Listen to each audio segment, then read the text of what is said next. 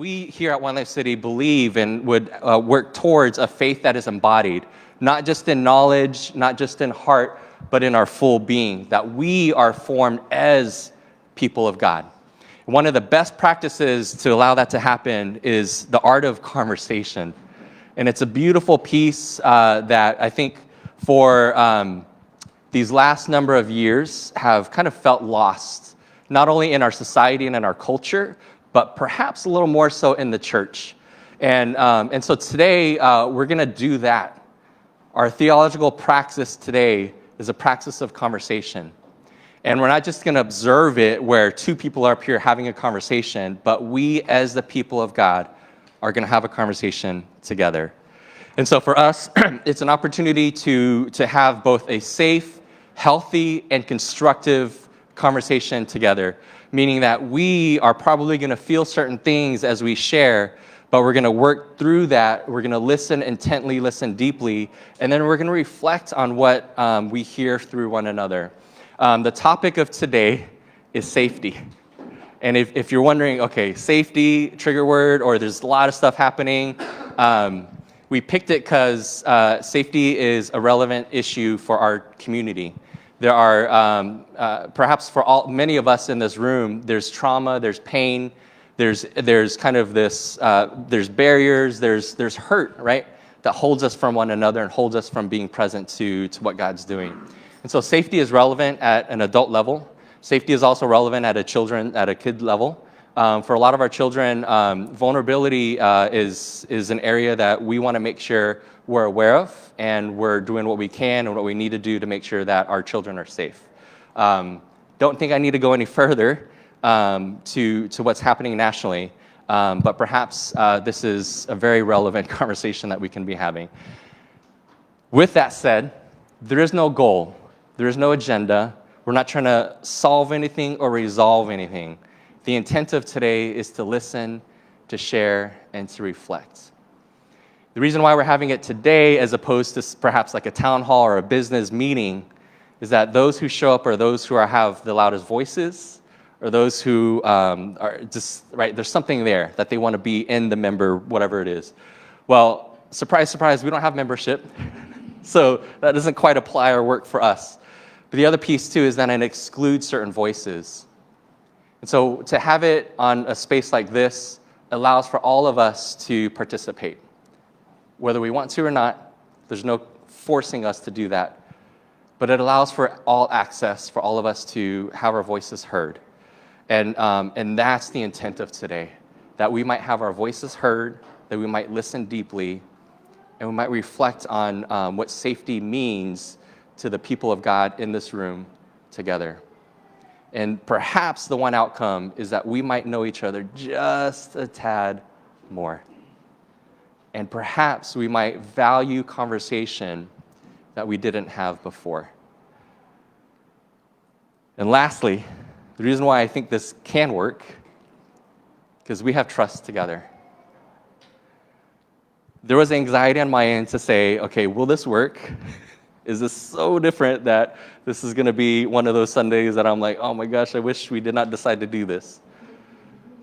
I trust that it will work because we believe and trust one another here. I can look around this room and say, we are good people.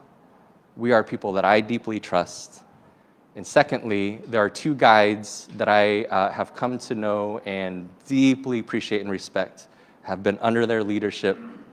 They are... Not to like set the bar extremely high for you guys. Okay. They are amazing leaders who are great guides at having conversation. And so with that, let me invite up Vanessa and Meg to facilitate our time.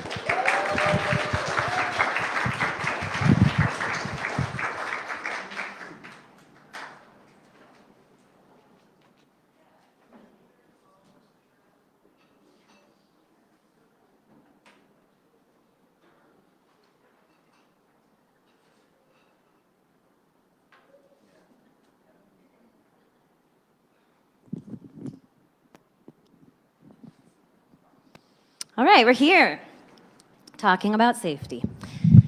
But we're not going to start that conversation without being and addressing the reality that we're fully aware of how much harm has taken place in church settings in our country due to lack of care and lack of accountability.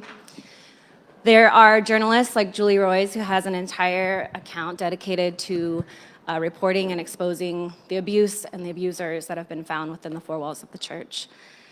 In recent years, there's been a number of podcasts and documentaries who highlight the stories of folks who maybe didn't experience physical harm, but definitely experienced emotional harm and spiritual harm.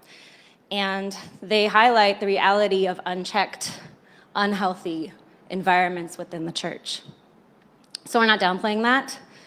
Rather, we want to be proactive and prevent harm where we can. Jay mentioned it already, but we're less than a week out from the most recent shooting in Appalachia High School in Georgia. And if you're like me, you're still processing and ongoingly grieving this perpetual cycle, right, of grief. And as you drop off your kids, perhaps like me, you have intrusive thoughts that are wondering, is someone going to come to my child's school with a gun today? Because this is the reality of where we're at. So, whether you're actively attentive to it or not, you're constantly evaluating your sense of safety. That's just part of your brain working. And it's natural and good that we are taking this space to talk about this together. There have been side conversations and conversations within the leadership about safety, but we wanted to engage as a whole congregation here. So I want to introduce the topic of safety in two parts and give you a little bit of context. We're going to talk about physical safety, and we're going to talk about psychological felt safety. So you can go to physical safety. If you don't know, one of the objectives of the board here for 2024 is to have safe and equitable access for everyone. So that's led us to take a number of steps to improving the physical safety of our facilities, things like parking lot repairs, and Marcos created a door on the nursery that created more visibility. It's also been reflected in some of our changes in policies and procedures. We had a recent meeting for parents of children and children's ministries about our check-in and check-out procedure and about the role of the welcome team and the greeter. And we're aware that for some of you, you already could tell us all of the things in this building that are unsafe, right? Because you just are aware of those things. That's how you go about your experience. For others, it may not be on your radar at all. And we recognize that there's a spectrum there. I didn't mention, but lastly, we have an upcoming volunteer training with a curriculum called Ministry Safe, which is specifically geared towards small church communities like ours, where unfortunately a lot of abusers feel like they can embed themselves or target because there seems to be a little bit more vulnerability there. So we're taking steps in that way. Next, we want to talk about psychological felt safety. If you're unfamiliar with that term, psychological, we're using as an umbrella term to include emotional safety and spiritual safety. And felt safety refers to the subjective interpretation of an experience feeling safe or not feeling safe, right? Because the reality is being safe doesn't necessarily always feel safe. So I think the easiest quick example is to think about seeing a child at a playground on the top of the slide, right? The parent or whoever is saying, "You're safe. You can come down. I'm right next to you. The slide is not too big. You're good." And they are, right? And they're not going down the slide. Why? They don't feel safe in that moment. And that's because their brain is doing what it's supposed to do. The brain is always wanting to protect itself from any threat or any perceived threat. So, for example, let's say you're in the grocery store and minding your business and you're just going about your shopping list, and then a song comes on the radio. And that song immediately connects you to a person who loved that song, and that person in your past was not a safe person. That person was a person who caused harm. Your brain momentarily, or even temporarily for a little bit of time, isn't only assessing the current information that it's taking in. It's taking in information and measuring it against its previous experience and the previous information and the meaning that was derived from that previous experience to create new meaning in that moment, right? So you were just thinking about your grocery list, but now you're thinking probably about that previous situation. And even though you are physically just as safe as you were seconds ago, you're probably not feeling just as safe. So I want you to think about that example and bring it to our time here on a Sunday service. It's very possible that something just like that could happen. We all have a variety of background church experiences, and some of them were formative, and they were safe, and they were good. And so when we're here, we're reminded of those things, and it's reinforced. That safety is reinforced. Others of us, and some of us have both of these, right, had an experience in church that crushed that sense of safety. And so it could be that a topic being discussed, or a particular worship song, or, I don't know, some Christianese culture thing just reminds you of that crushed sense of safety, right? And so that also applies here within our time.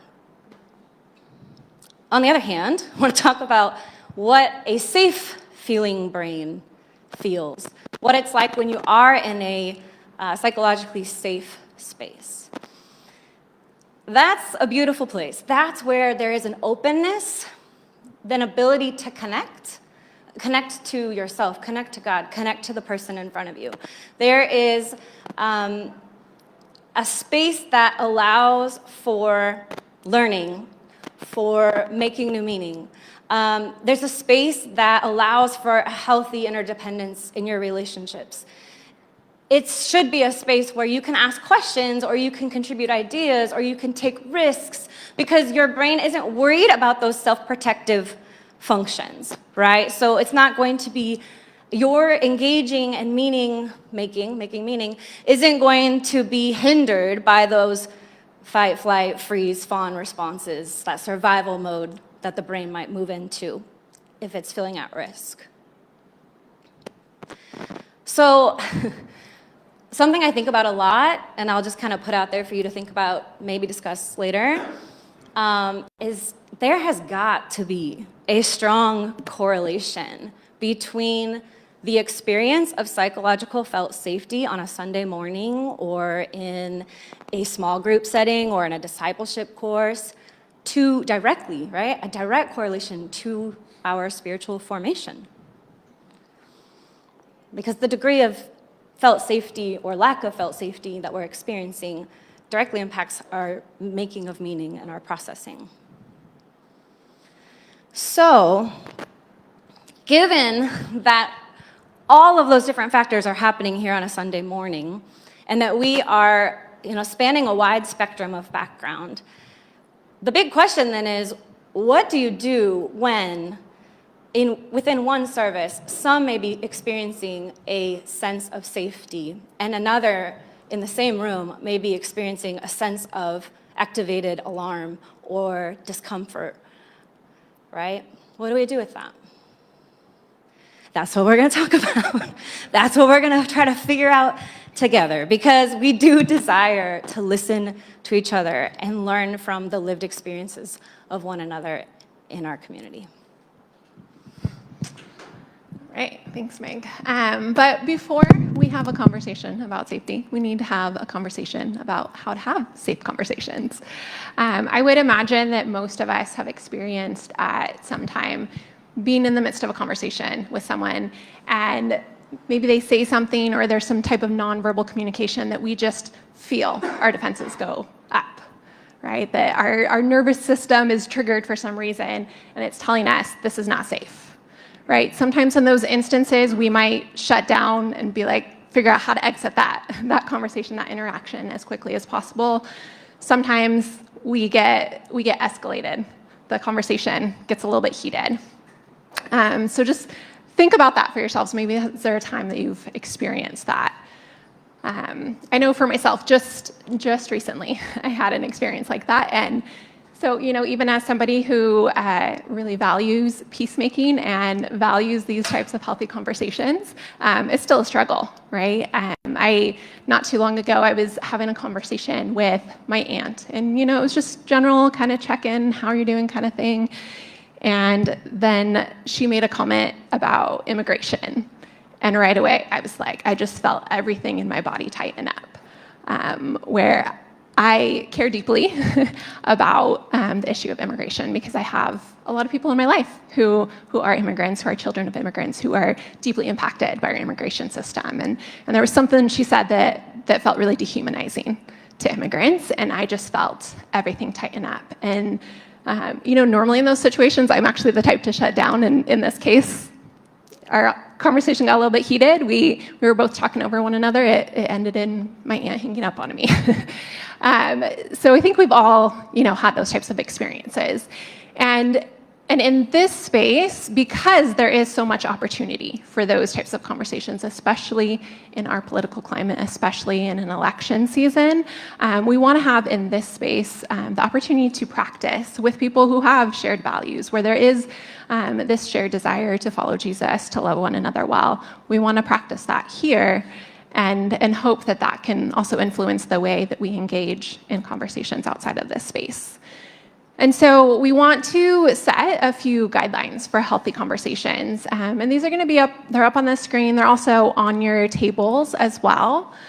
The first one is confidentiality. So anything that's shared here in this space, we hold that confidential. It's something that's not supposed to be shared outside of this space, not something that should be even discussed further with, if somebody shares something, others in the group shouldn't go and have a separate conversation about that later. It's something that stays here. Boundaries. Each person holds the boundaries of their own story. It is up to you how much or how little you want to share. There's no pressure to share more than you want to. Gracious responses.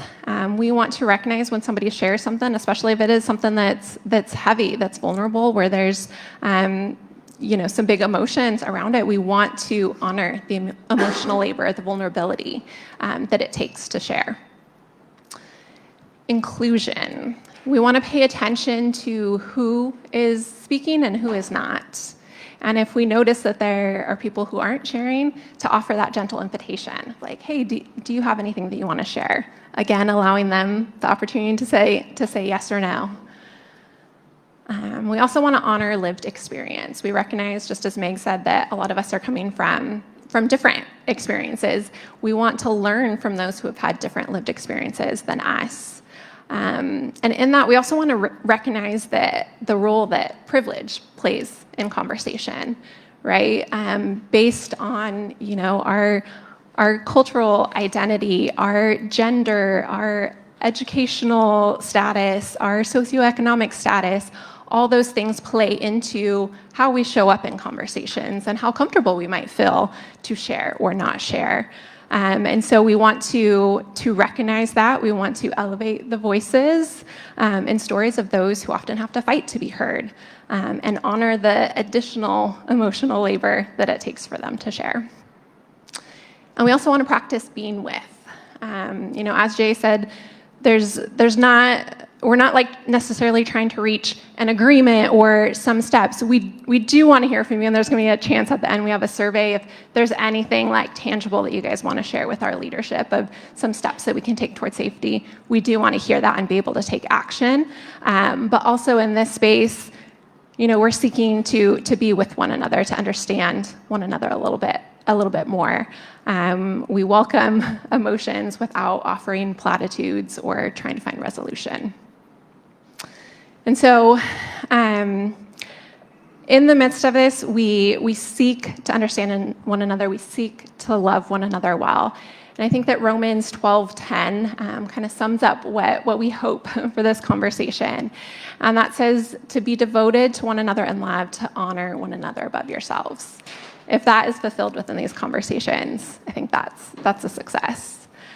And so that means when someone says something that we don't agree with, we withhold judgment and we seek to understand the values or the pain or the fear that might be behind their perspective. And I also want to recognize that the idea of honoring others above yourselves has at times been used to silence people or to withhold accountability. But I think that within this command is inherent the idea of mutuality.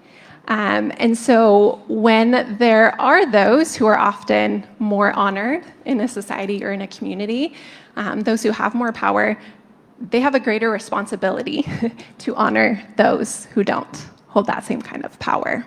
And so the idea of those one another statements is about creating equity and creating mutuality.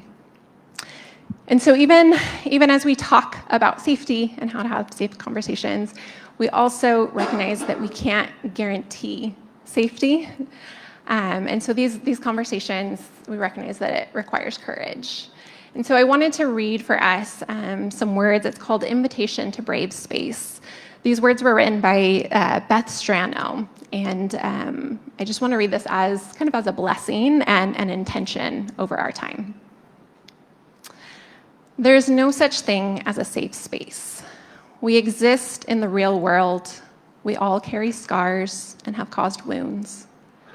This space seeks to turn down the volume of the world outside and amplify voices that have to fight to be heard elsewhere. This space will not be perfect. It will not always be what we wish it to be, but it will be our space together, and we will work on it side by side.